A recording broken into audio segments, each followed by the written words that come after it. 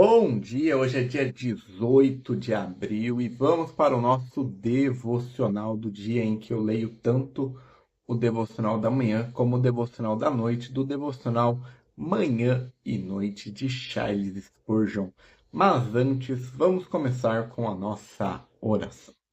Jesus, Pai querido, que o Senhor esteja presente do começo ao fim deste devocional. Que o Senhor traga para essa live todos que precisam ouvir essas reflexões sobre a sua palavra que se encontra em Josué 2, versículo 21 e Gênesis 32, versículo 12. Espírito Santo, que o Senhor coloque em minha boca qualquer palavra para este devocional. Agradeço por estar conosco nesse dia. Amém, amém, amém. Bom, vamos lá para o nosso devocional dia, começando lendo a introdução da Bíblia Spurgeon para o livro de Josué. Circunstância da escrita: o autor do livro de Josué não é identificado na Bíblia, permanecendo anônimo. Se o próprio Josué não compôs o livro que leva seu nome, então pode-se presumir que alguém que o conhecia bem, assim como seus atos, registrou o trabalho. Há numerosas referências em todo o livro de Josué que sugerem uma finalização do livro após a sua morte. Essas incluem a morte de Josué e a descrição de memórias ou nomes que o autor diz que permanecerão até os dias de hoje. Os relatos do livro de Josué ocorrem em um período imediatamente após a morte de Moisés. Essa era a geração, não aquela que tinha saído do Egito. A história de Josué ocorre quando a nação de Israel aparece pela primeira vez na terra oeste do rio Jordão, a terra que se chamaria pelo nome do povo de Deus. 1 Reis 6, versículo 1, afirma que o êxodo ocorreu 480 anos antes do quarto ano de Salomão como rei, 966 a.C. Em Juízes 11, versículo 26, Jefeté diz que Israel estava vivendo nas regiões da Palestina por 300 anos. Jefeté viveu por volta de 1100 a.C., datando assim o fim da jornada no deserto e o começo da conquista em aproximadamente 1400 a.C. Contribuição para a Bíblia. Assim como a liderança de Josué começa com a morte de Moisés, o livro de Josué continua e completa o livro de Deuteronômio. Deuteronômio serve como um meio pelo qual a nova geração de israelitas renova seu paz com Deus. O livro de Josué apresenta os meios pelos quais Deus cumpriu sua parte do pacto. Deus lhe deu vitórias, mas a cada vitória exigiu um passo de fé. A provisão de Deus para o povo com o seu líder e guia serviu como testemunho para gerações posteriores sobre a liderança divina para com Israel e a dádiva graciosa da terra. Mostrou como o cumprimento fiel do pacto por parte do povo resultou em bênçãos abundantes. Estrutura. O livro de Josué devia ser visto como um tratado de concessão de terra semelhante aos tratados de suzerania no Antigo Oriente Próximo. O suzerano, representado pelo Deus de Israel, deu ao seu povo a terra pelo qual eles deveriam receber. Há três partes principais na estrutura de um tratado de concessão de terras. Primeiro vem uma revisão da história e dos eventos que levam à doação da terra. Isto ocorre no capítulo 1, juntamente com a discussão sobre o que trouxe Josué a este ponto, a morte de Moisés. Os capítulos 2 ao 5 detalham a preparação para a aquisição da terra. Os capítulos 6 ao 12 descrevem as batalhas que foram travadas como plano de fundo para o restabelecimento da terra. A segunda seção considera a atribuição dos territórios às tribos e famílias de Israel. Os muitos nomes específicos e cidades mencionados nessa parte do texto fornecem uma particularidade à dádiva que afirma que foi um autêntico cumprimento das promessas de Deus ao seu povo.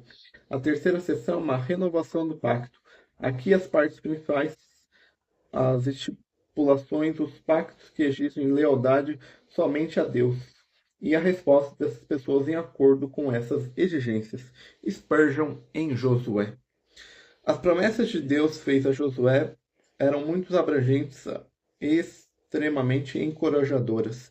Mas Josué não dizia para si mesmo: essas promessas certamente se cumprirão, portanto ficarei aqui sentado e não farei nada. Como Deus decretou que a terra deveria ser conquistada, Josué deveria ser diligente para liderar o povo na batalha e deveria usar a promessa como um estímulo para que se preparasse para a ação futura. Vamos sempre considerar as promessas graciosas do nosso Deus. Dessa forma, somos continuamente exortados no manter no trabalho de Cristo, já que fomos salvos para que pudéssemos servir no poder do Espírito Santo com o nosso coração, alma e força. E essa é a introdução da Bíblia Spurgeon do livro de Josué. Agora vamos ler o nosso devocional da manhã. E ela atou o cordão de escarlate até a janela. Josué 2, versículo 21. A preservação de Raabe dependia da promessa dos espiões que ela via como representante do Deus de Israel. Sua fé era simples e firme, mas obediente. Atar o cordão escarlate à janela era um ato muito trivial em si, mas ela não ousou correr o risco de não fazê-lo. Venha, minha alma, não há uma lição aqui? Você tem observado toda a vontade do Senhor, mesmo aquelas ordens que parecem não ser essenciais? Porventura tem considerado as duas ordenanças para os cristãos, o batismo e a ceia do Senhor? Da forma como Deus deseja, negligenciar isso indica muito desobediência sem amor e sem coração.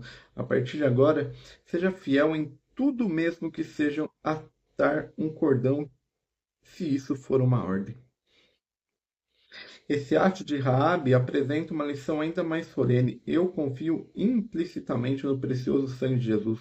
Até o cordão escarlate com o nó górdido relativo ou permanecente a Gordo, rei reinado da Frígia, atual Turquia. Este nó era difícil de desatar. A minha janela, de modo que a minha confiança jamais possa ser renovada? Ou posso olhar para o mar morto dos meus pecados, ou para Jerusalém das minhas esperanças, sem ver o sangue, ou vendo todas essas conexões em seu poder bendito? O transeunte pode ver uma corda de cor tão evidente. Se ela estiver pendurada numa janela, seria bom para mim se minha vida tornasse a eficácia da expiação evidente para todos os espectadores. O que há para se envergonhar, desde que os homens ou demônios olhem se quiserem? O sangue é meu orgulho e minha canção. Minha alma, há um que verá aquele cordão escarlate, mesmo quando você não consegue vê-lo por causa da fraqueza da fé. Jeová, o vingador, o verá e poupará. As muralhas de Jericó caíram, a casa de Raabe estava sobre a muralha, e ainda assim permaneceu intocada. Minha natureza é construída na muralha da humanidade, e ainda assim, quando a destruição atingir a raça humana, estarei seguro. Minha alma, amarre o cordão escarlate à janela e fique em paz. Esse é o devocional da manhã. Agora vamos ler a introdução do livro de Gênesis, para a gente ler o devocional da noite. O primeiro livro de Moisés, chamado Gênesis, autor e período da escrita, circunstância da escrita, desde os períodos pré-cristãos, a autoria da Torá, os 5 primeiros livros da Bíblia, tem sido atribuído a Moisés, um líder israelita enormemente influente do segundo milênio antes de Cristo, com um passado egípcio aristocrático.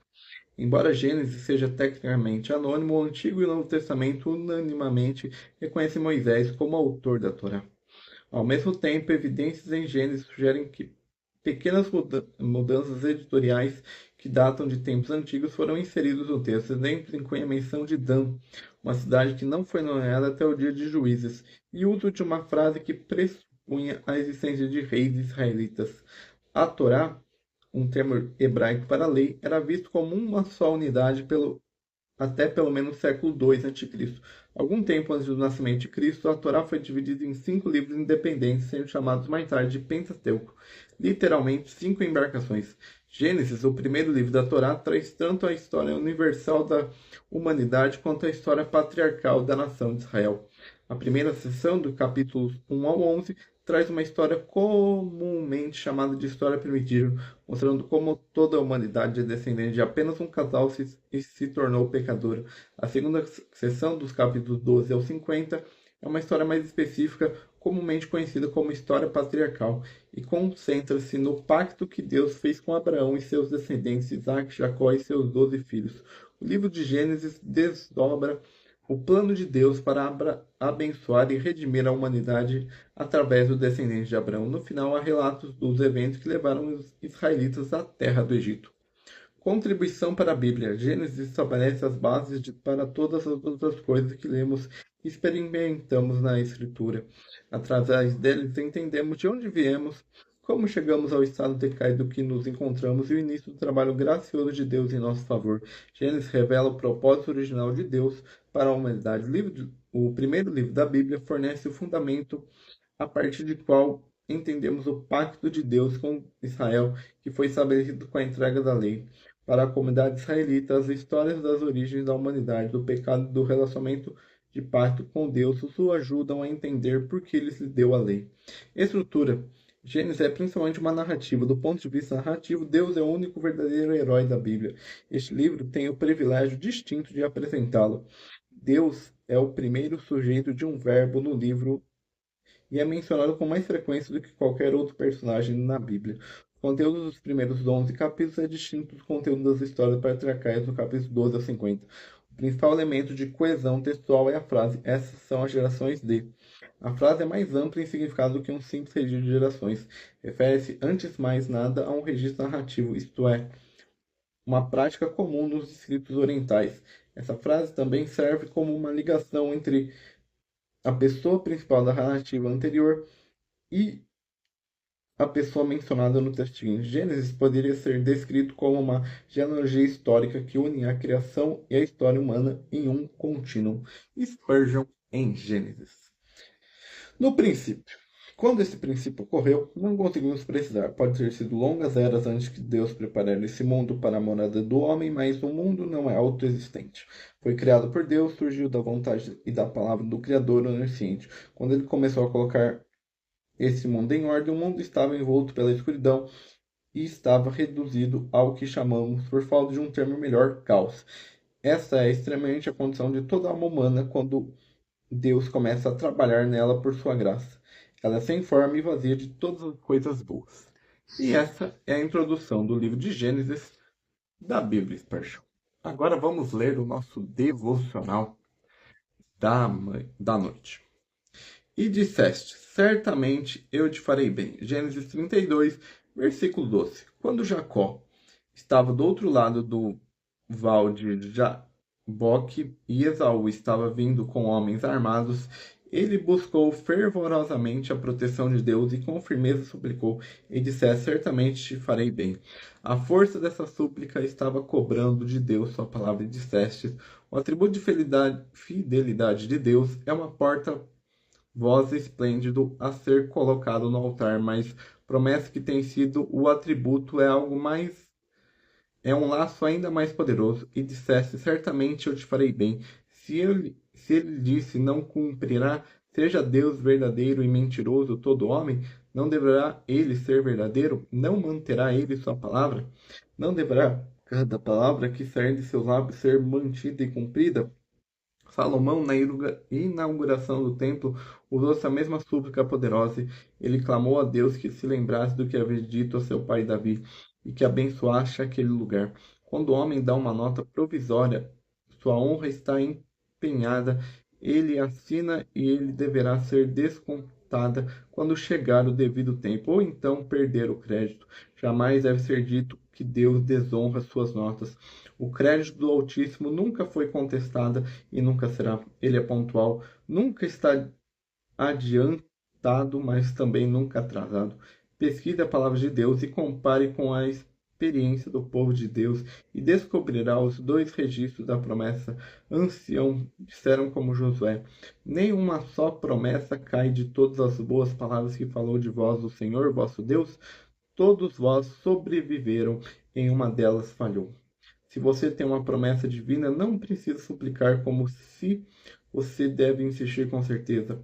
O Senhor pretende cumprir a promessa, ou então não teria feito. Deus não dá a sua palavra apenas para nos aquietar e nos manter esperançosos com a intenção de nos deixar de lado no final. Mas quando ele fala, é porque tem a intenção de cumprir o que falou. E esse é o nosso devocional do dia 18 de abril. Amanhã nós voltamos com mais um devocional do dia aqui no Instagram pelo período da manhã, porque eu estarei servindo na intercessão no culto da noite. Então tenha um bom resto de sábado, um bom final de semana e até o próximo.